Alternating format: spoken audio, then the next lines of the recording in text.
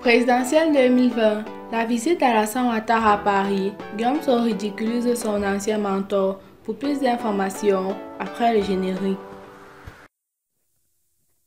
Avant de commencer, abonnez-vous à la chaîne et activez la cloche de notification car cela va vous permettre de ne plus manquer les prochaines vidéos. Let's go!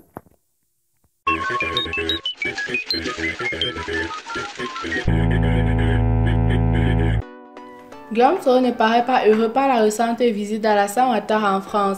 Ancien chef rebelle, en exil, à Paris depuis fin 2019, le député de Féké est allé jusqu'à tourner en dérision l'entretien entre le président ivoirien et son homologue français. Vendredi 4 septembre 2020, Alassane Ouattara a échangé Emmanuel Macron. Le président ivoirien et son homologue français ont eu un déjeuner à l'Élysée.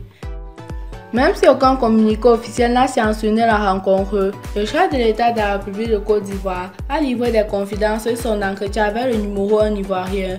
J'ai eu un excellent déjeuner de travail avec mon ami, le président Emmanuel Macron. Nous nous sommes réjouis de nos convergences de vues sur la situation économique et politique en Côte d'Ivoire, notamment l'élection présidentielle du 30 octobre 2020, dans un climat de paix, a écrit Alassane Ouattara sur son compte Twitter. Guillaume Soro avait écrit à Emmanuel Macron avant l'arrivée d'Alassane Ouattara afin que le chef d'État français désavoue le patron du RHDP engagé dans la course à la présidentielle pour un troisième mandat.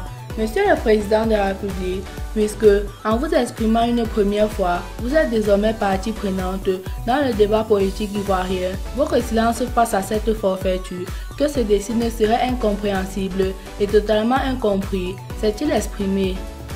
À la suite des échanges entre Emmanuel Macron et Alassane Ouattara, Guillaume Soro a réagi en tournant en dérision son ancien mentor. Afrique mon Afrique, le papa Ado, âgé de 78 ans, le fiston Emmanuel Macron, âgé de 42 ans, l'un demandant le soutien de l'autre pour un troisième mandat anticonstitutionnel. La France, nation des droits de l'homme, festoie avec celui qui détient dans ses géoles près de 250 Ivoiriens, dont les femmes et des députés, a commenté Guillaume Soro.